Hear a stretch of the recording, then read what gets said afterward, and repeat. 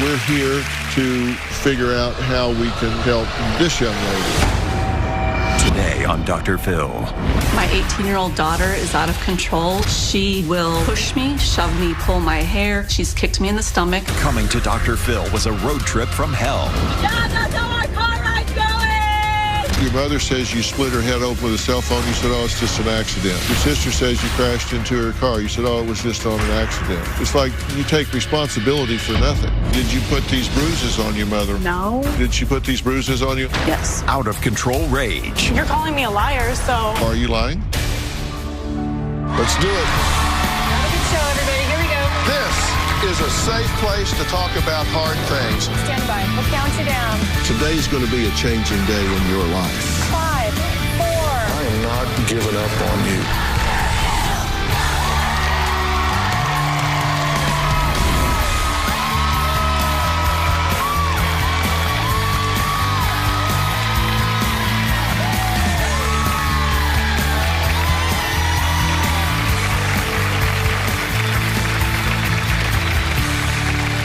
Victoria wrote to me after her 18-year-old daughter, Jessica, became so out of control, she left a hole in the wall, the entire family at odds, and cops on their front lawn for all the neighbors to see. Victoria claims Jessica is extremely entitled and so violent she has bashed her mom's head with a cell phone, destroyed her computer, her car, several other phones, and even the house. Victoria was so desperate for my help, she drove across the country with Jessica and Jessica's stepmom, Dory, to be here. Now, the ride, well, it was anything but smooth. Take a look. Good morning, Dr. Phil. We're getting ready to leave the sunny state of Florida. We're driving to California to see you. It's day 1. I'm estimating it's going to take us about 4 days to get there. The 4 days in the car with my daughter were very difficult. She was completely rude, very demanding. She would scream and yell. She's just very hard to tolerate. Good morning. Day 2, getting ready to leave New Orleans. The drive was miserable.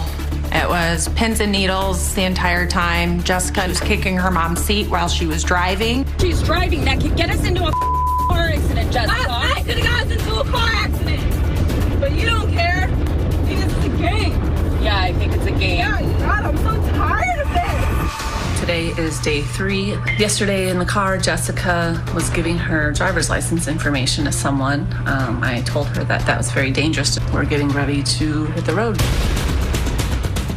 That's the car. You guys have been driving crazy the whole time. This is ridiculous. What is wrong? Go ahead, record. I don't care. I am recording. Good, because you're lying. Nothing happened. I'm not lying. Nothing happened. I'm not lying about anything. You don't even know the contents. Literally, like, understand that you're liars. Like, you guys lie. You don't, Jesse? Yeah, that's how our car ride's going. Yeah. Like, stop lying. I'm so sick of, like, all the hatred. Everyone hates me. That's it. Everyone just hates me. That's it. You're wrong. Everybody loves you. No, they don't. It's day 4. We're leaving New Mexico. Jessica's been wanting everybody to wait on her hand and foot. She's been awful the whole time, very rude to everyone. Oh my God, to finally get here was a relief, honestly, because it was just a step closer to seeing Dr. Phil. But they did make it here in time for Victoria to sit down with our crew and give us a rundown on what she's been dealing with. So here it is. My 18-year-old daughter is out of control and she needs to stop her offensive and violent behavior. She has major anger issues. Living with Jessica is very chaotic. She's aggressive. She's very rude. She will push me, shove me, pull my hair. She's kicked me in the stomach. 2 months ago, we were sitting in the car and she was angry with me. So she started screaming and yelling at me. And the next thing I know, she grabbed my hair, pulled it down, and she banged on the back of my head with her cell phone and she gashed my head open. I was crying, I was sobbing, there was blood everywhere. I am afraid of her. I think that if she had a knife on her, she probably would have used it. She's never remorseful. She never says she's sorry. Never. Even when she split my head open and saw blood everywhere and no remorse. None. The last time she was at my house was on Thanksgiving. We were sitting there playing a card game, and Jessica just went off. She says, "What are you looking at, bitch?" She started screaming and yelling and cussing everybody out at the table. She got physical. She was pushing and shoving me. She swung the door open. She put a hole in the wall. So she called the police, and they actually almost arrested her for being violent. She did push me hard, yes, so I had a bruise on my arm. Since she's turned 18, things have definitely gotten worse. They all hate me for no reason. Nobody hates you. We all love you. Yeah, you do. Yes, you do. If I didn't love you, I wouldn't be here right now. Okay, bitch. Jessie has destroyed multiple cell phones. She's destroyed her apartment. She's put holes in the walls, broken mirrors, broken her blinds. We're talking major, major damage. She doesn't know how to control her anger, and that's how she deals with it. Jessica actually asked me if she could move back in with me recently, but I told her not until she sees a doctor and gets on medication. I wouldn't even consider it until then. I'm terrified for her future. I'm afraid she's going to end up homeless or in jail or dead. Well, Victoria, I'm glad you're here because you're at the end of your rope. I am. Why come all the way here? Because you're the best, and I figure, you know, if anyone can help, I think you can help. I'm very afraid for her life. I feel like a failure as a mother. I mean, I do have 2 other daughters that don't have that same problem, so I don't know why with her it's been so different. And you've had her arrested for assault. Yes. And she's destroyed things. I mean, she attacks you. She split your head wide open with a cell phone. She says it was, quote, on accident, but yeah, she accidentally hit you in the top of the head with her cell phone. I hate it when that happens. Right. And gassed your head open, and right. it was bleeding. Did she show any remorse for that at all? No, she never shows remorse. She never says she's sorry. You have her living on her own. How does she pay for things? She doesn't. So the deal was, I would let her get her own apartment. I would pay half the rent.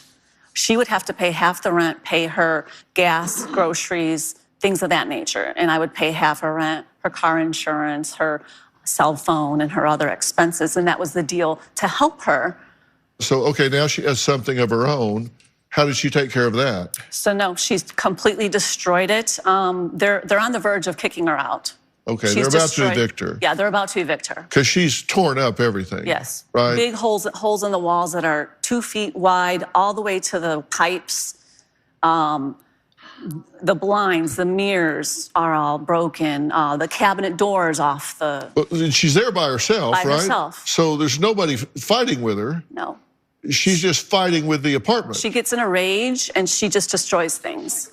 She texts with you. You say to her, now make a doctor's appointment. She says, I thought Dory, her stepmother, was making it. I don't know how. You say, well, you made one for Tuesday, the one you canceled. Yeah, but that was online. Well, why can't you make one? Asking you. And you say, well, okay, well, you made it once, you can make it again. She says, I don't know any numbers to call, Mom. You say, call the same doctor you called before. I didn't save the number. Hello? I'm not calling the blank doctor. She's just like all over the place, helpless. Right. And then at the end of it, can I use your gas card? Right. All right, well, coming up, Jessica says that she wants to move back in with her mom, and it makes no sense why her mom would tell her no. We'll meet her and talk about that next.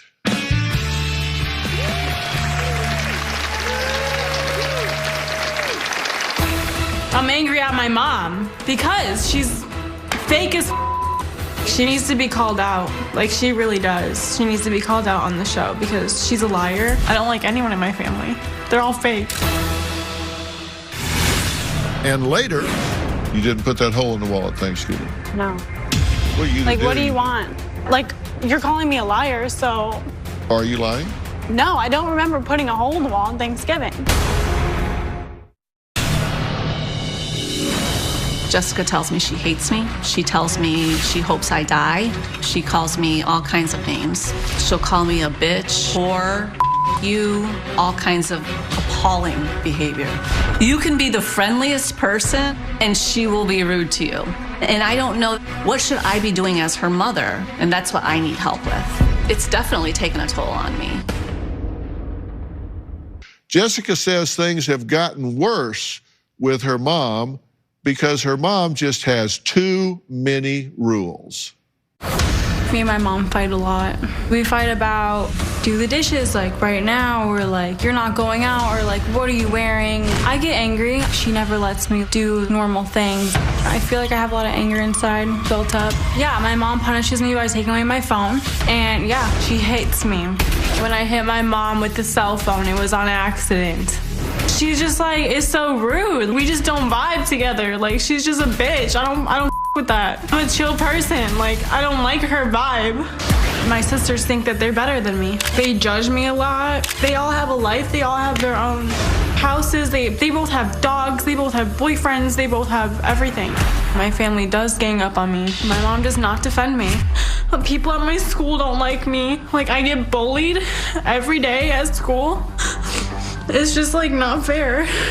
I'm angry at my mom because she's fake as. My mom told me she was only gonna pay my rent for a year. She doesn't pay for it. I'm not paying. I don't have money. You can shake me broke. I have nothing. She doesn't tell people that she spent my savings. She doesn't tell people how fake she is. She just acts and makes me look bad. I'm the kid. She's the adult.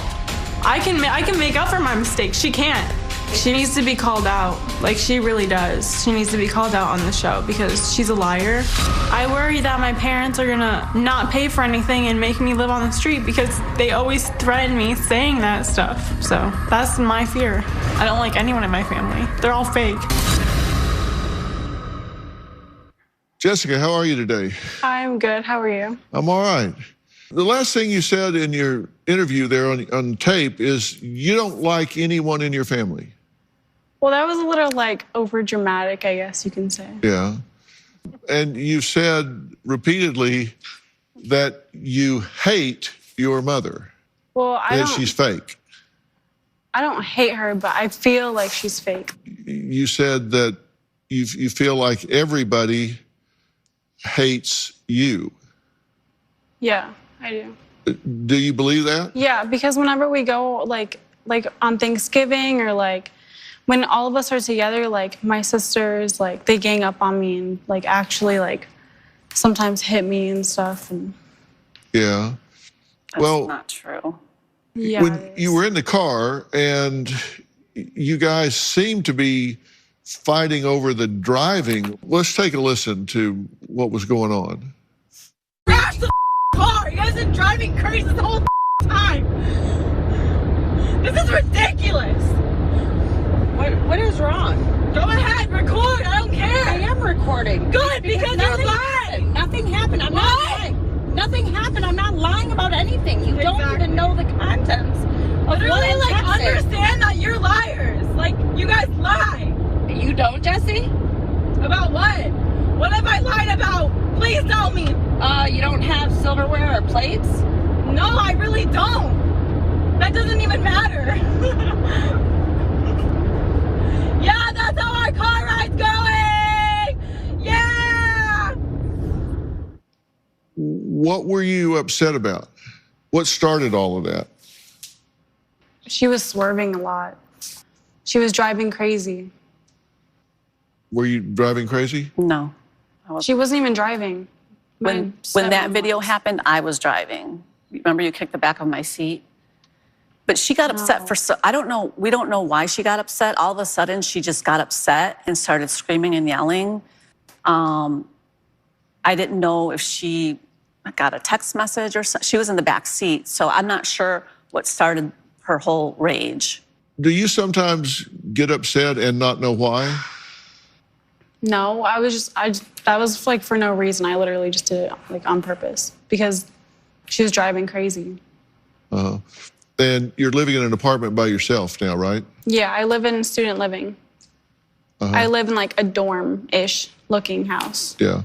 And it's got a lot of damage in it. Not anymore. All the damage is fixed. Okay. Well, I want to talk about that. Jessica's stepmom, Dory, says she saw Jessica being bullied growing up, and that's why she became a bully herself. That's her opinion. We'll meet her and talk about that next.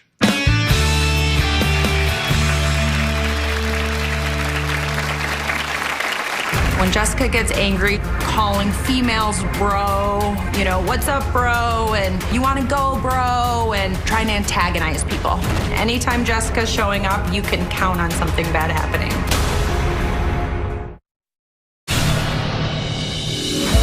Jessie thinks I should pay for everything for her. Her apartment, her cell phone, her car insurance, her groceries, everything. She does have a sense of entitlement, big time.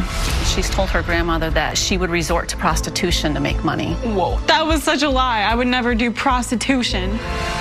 What? Wow. What will you do? I don't know what I would do. That's why I'm crying. I do worry that I will be taking care of her for the rest of her life.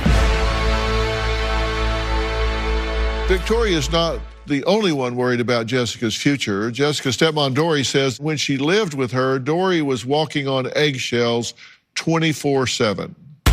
When Jessica gets angry, it is very scary. She escalates from 0 to 10 in a blink of an eye. She's driving that could get us into a car accident, Jessica. Last night could have got us into a car accident. I have lived with Jessica on and off for the past 16 years. Jessica was a troubled child from the time she was a baby. Jessica was a little bit bullied between her two older sisters growing up because of her learning disability. They had nicknames for her, SpongeBob teeth and all that kind of stuff. I have witnessed Jessica being violent with her father, and I've seen her beat him up, beat me up, push us into walls, cops come. I've seen her beat her mother up. I do not play a parenting role to Jessica at all because I am scared of her. I will not parent her. I'm afraid that Jessica will beat me up, put me into a chokehold, or push me into a corner, into a place that I can't get out of. When Jessica gets angry, you know, calling females bro, you know, what's up, bro, and, you know, you want to go, bro, and trying to antagonize people. Jessica feels that everybody hates her. That manifests itself in anger. That's it. Everyone just hates me. That's it. You're wrong. Everybody loves you. No, they don't. When I hear Jessica's coming for a family function, I usually try to get out of it. Anytime Jessica's showing up, you can count on something bad happening. Dory, thank you for being here. Why did you agree to be here? I agree to be here because I want help for Jessica before it's too late. Right. And you think she's spiraling out of control? I do. I don't think I'm getting worse. I want to get better. I don't understand what happens, what we're getting at. What happens inside when you get in a rage? Is it a blackout rage? Yeah, I guess. And I you think don't. sometimes she does black out because she didn't remember when she busted my head open. Do you remember that? Yeah, I remember that. My phone fell. I didn't mean to do anything to you. That was not on purpose at all. When I got her back to her apartment and she got out of the car, she said, "Next time, call the cops, bitch." No. Did you crash into your sister's car? Yes. Was it on purpose? No, it was on accident. So you didn't mean to come back into the neighborhood and purposely hit her car? No. Did you apologize? Yeah. No, she did not. But are you telling me the truth? Are you being honest with me? Or are you being honest with yourself? You can't change what you don't acknowledge, and that's what I'm trying to figure out. Because your mother says you split her head open with a cell phone. You said, oh, it's just an accident. Your sister says you crashed into her car. You said, oh, it was just on an accident. It's like you take responsibility for nothing. You're saying you want to move back in with your mother. Because I can't pay my rent. But you don't really like your mother. I think she's two-faced, and she's making everything a bigger deal. She wants us to go viral and show all my friends. Okay, so you really don't want to live with her. You're just doing it because you have no choice. Yeah, I guess. But if you tear everything up and yell and scream at people and attack them, why would they want to be around you? I have not ruined your house. I have not done one thing to your house. Yes, you have. This happened on Thanksgiving, correct? No, I didn't put a hole in the wall on Thanksgiving. Okay, did you put these bruises on your mother on Thanksgiving? No. That's such a lie. Did she put these bruises on you on Thanksgiving? Yes. I never put my hands on you on Thanksgiving. No, that's a lie. So she's just making that up? Yeah. And did you slam the door open at Thanksgiving? No. You didn't put that hole in the wall at Thanksgiving? No. So who put it there if not you? I don't know. I guess I did. I don't know. Well, you like, did what do you want? Like, I literally, like, oh my God. I'm just trying to determine if you remember. Yeah, I remember. Mm-hmm. Do you remember, or are you just saying that so I'll move on to something else? You're calling me a liar, so. Are you lying? No, I don't remember putting a hole in the wall on Thanksgiving.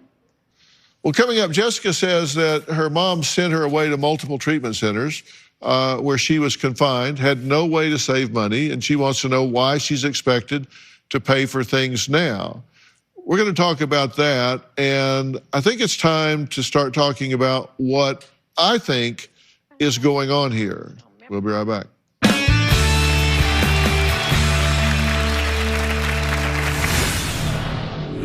That's completely not true. I don't even know why you would bring that up. You're bringing it up because I'm asking questions. You didn't drive all the way across the United States to give me 98% of the information.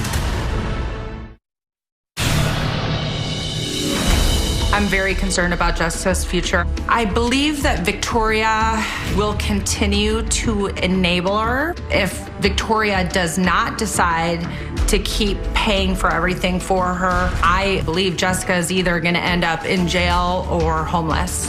When Victoria finally lets go, I see nothing positive happening. For that reason, Jessica will end up in a very dark place. I'm interested in helping to lead a conversation that figures out what all's going on here. And I can tell you that whatever's happening with Jessica is not happening in a vacuum. What kind of role modeling has she had from older sisters and the other women in her life? Have you modeled anger? Yes. I mean, I'm sure she has seen me be angry at times, of course, yes. But never to the extent of having the police called or things like that. Yes, she has. You're kind of on the outside of the biological unit here, being a stepmother. What have you observed over the years? Or what can you tell us from a historical perspective? Jesse's always had anger issues. From a child, baby, she was always different. That's not true. Yeah. Go ahead. She was always different than everybody. Her two older sisters, there was a gap between the three of them. So the two older ones are a lot closer than, they are with Jesse because of the age gap.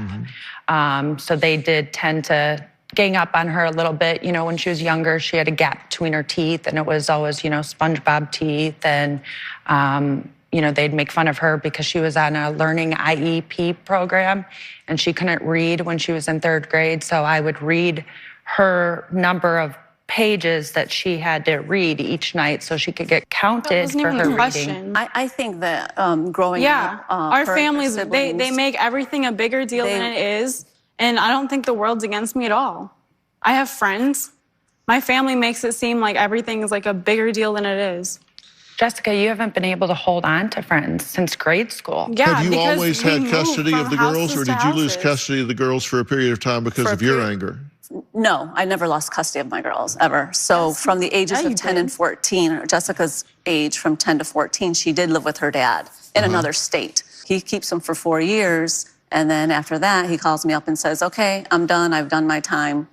It's time for them to come live back with you. And anger on your part had no part in this? No, not at all.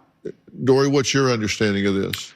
My understanding was when the kids were littler, From what I was told by their dad, that the kids came to live with him because of their relationship with their mother. That's completely not true. I don't even know why you would bring that up. Right. But completely not true. Their dad. You bring it up because I'm asking questions and turning over every stone to find every bit of information, and I want full transparency and full self-critique from everybody to give me all the information. You didn't drive all the way across the United States to give me 98% of the information that might be relevant. Don't withhold something from me and then expect me to give you help. Right, and I'm not.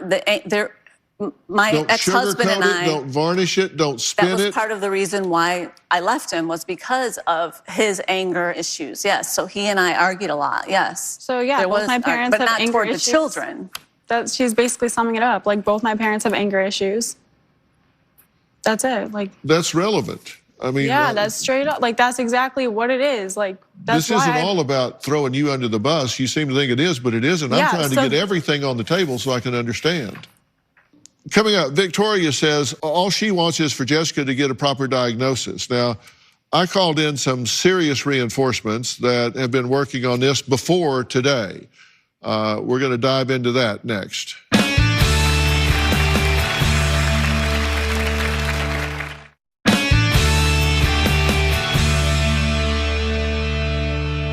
There is someone that I have immense respect for, and I would like to introduce him now. That's Dr. Daniel Amen. He is a psychiatrist, New York Times best-selling author. He's founder of Amen Clinics. Now, they have 9 locations around the United States. His clinics have the world's largest database of brain scans for psychiatry, totaling more than 160,000 scans on patients, not just from the United States, but from 150 countries around the world. Now, Dr. Amen has a new book out right now, The End of Mental Illness, and it shows how most psychiatric problems are not mental health issues at all, but rather they are brain health issues that really steal your mind. He says, get your brain right and your mind will follow. And this plays into what's going on with Jessica, who you met with yesterday, correct? We scanned her yesterday. Right. And she came to one of my clinics, and I had the opportunity also to talk to her mom to get some significant background on her. Let's approach the screen and let you walk us through this. Healthy on the left, and this is Jessica on the right. And when you see these holes here at the top, that's not a good thing. This area of the brain is critically important to behavior and learning. Plus, her temporal lobes here, which should be big, full, and fat, especially because she's so young, they look hurt. And this is where learning and memory happens. You know, I was listening, she had trouble remembering. And this explains a lot. And in her history, when she was young, she was diagnosed with ADD and learning disabilities, totally fits, put on medication. She didn't like how she felt, stopped it. And I think this whole time she's had severe, untreated ADD with temporal lobe involvement, and that gives people big problems in their lives. On the next slide, we'll see the active part of her brain. And Jesse, a lot of your brain works really well, especially the cerebellum here in the back. I like that for you. But her limbic or emotional brain is working too hard. Way too hard, right? And so this can often go with depression. And it's like you color the world with negativity. When you're seeing these things, obviously not good, not a healthy brain, but these things are reversible, particularly in a young brain. Her brain's not even through growing at this point. It'll grow for another 7 to 10 years. So there's resilience in the brain with proper medication, nutrition, treatment. If you treat the brain well, it can be a resilient organ. It can. And we have one more slide where I have a software program that can predict, if you do what we ask you to do, how much better can it be? And it can be normal. But I need you to avoid things that hurt it, drugs, alcohol, vaping, things that are bad for the developing brain, bad for any brain, and then do things that help it, like diet, simple supplements, the right medication. Because without it, you will live your life with this and you'll get nowhere near your potential, which will ultimately make you hate yourself. So should Jessica be living alone? That is one of the many things we need to talk about in regard to Jessica's mental health. Coming up.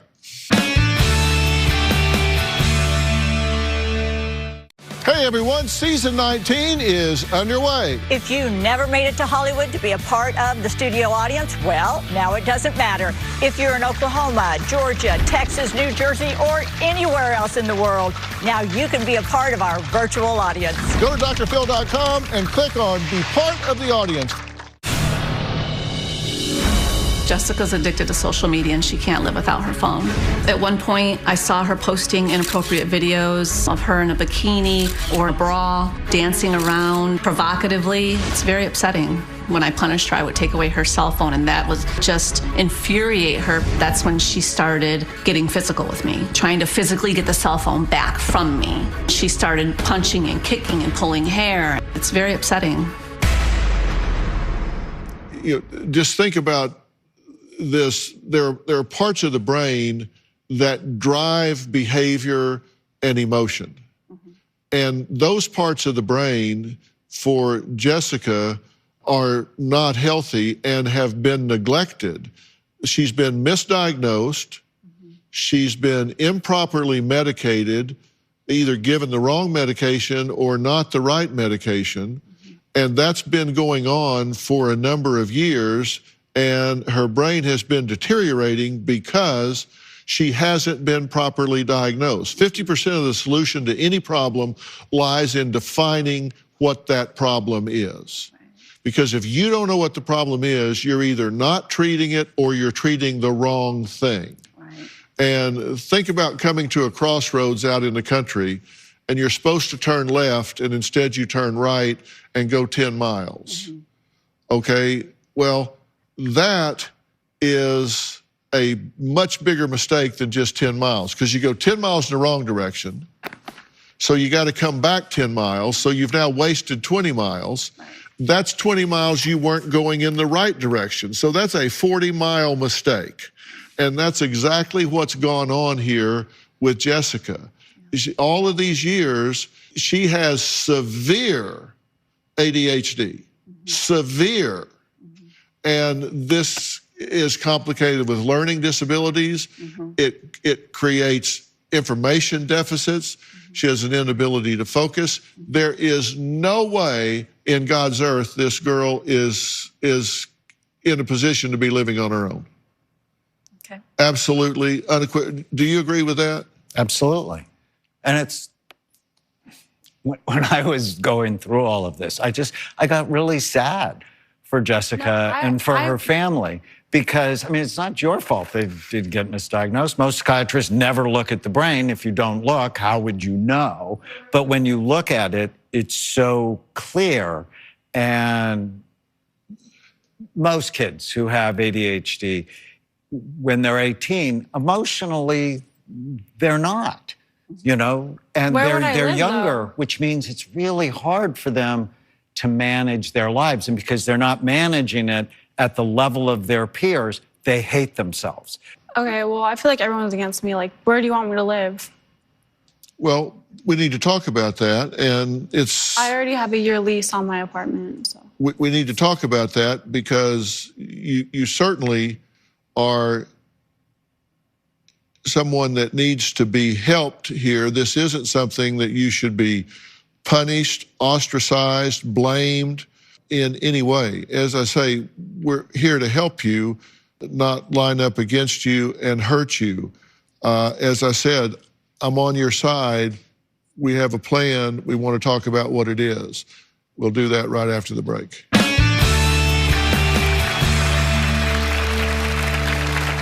I'm going to arrange these very thoughtful therapists through Doctor on Demand, which is a telemedicine where you don't, right now we're in a pandemic, I don't want you going somewhere that you could get sick, and this is our company. I'll set up 10 sessions for both of you immediately so you get started on that for you, so you know how to approach and manage, for Jessica as well, so she knows what to expect from herself and how to react when she sees and observes these thoughts and feelings in herself.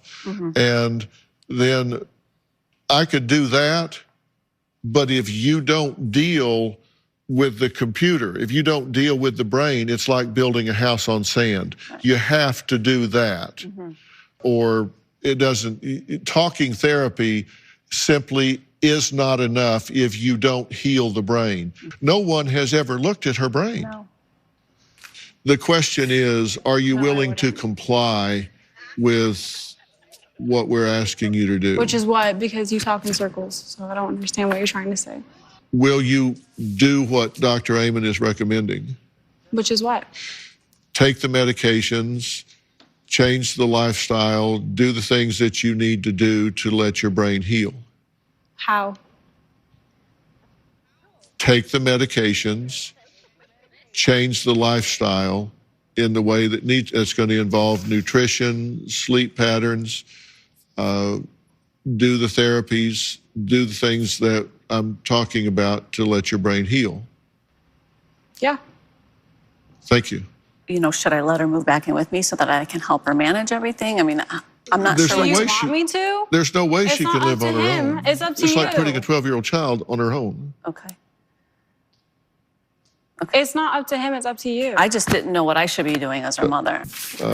By the way, if you at home want to have your own Doctor on Demand, you can go to Google Play Store or the Apple App Store and download the Doctor on Demand app.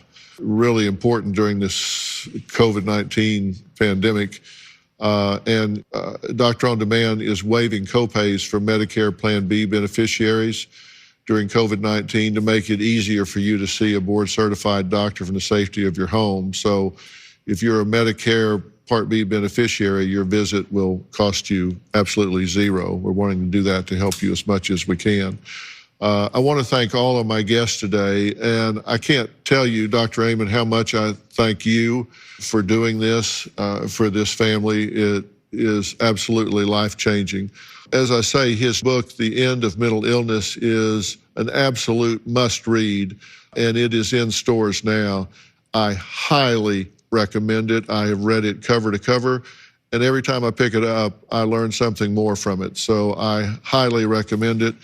It has my stamp of approval, I guarantee you. And if you'd like more information about today's show, log on to drphil.com. We'll be discussing this further on Facebook. You can also find me on Twitter, Instagram, and TikTok. Don't forget to subscribe to Robin's podcast, I've Got a Secret. Robin recently sat down with her good friend and Dr. Amen's wife, Tana Amen. She's a best-selling author herself, a neurosurgical ICU trauma nurse and renowned health expert, to talk about the road to healing from past trauma. What a great conversation that was. Your wife is really very interesting, spectacular woman. We'll see you next time. Thank you so much.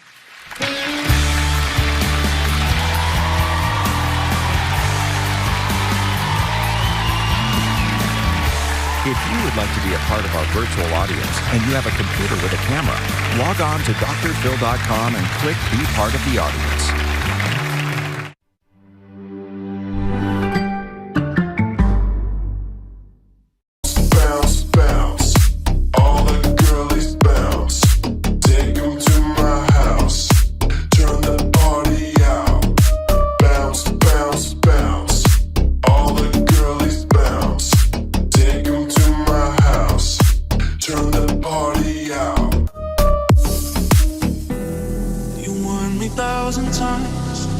Memories can kill ya, but it didn't hear ya.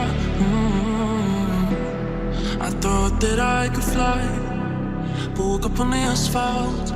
I swear there was the last time. I've always been naive, call it.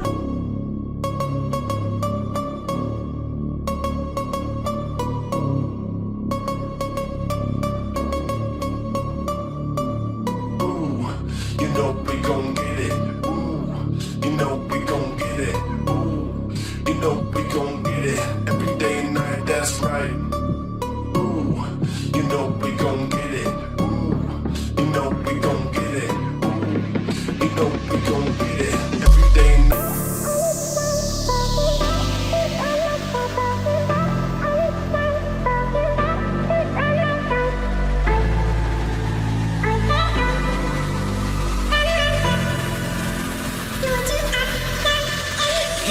Run, run, run, all is said and done, mama, please.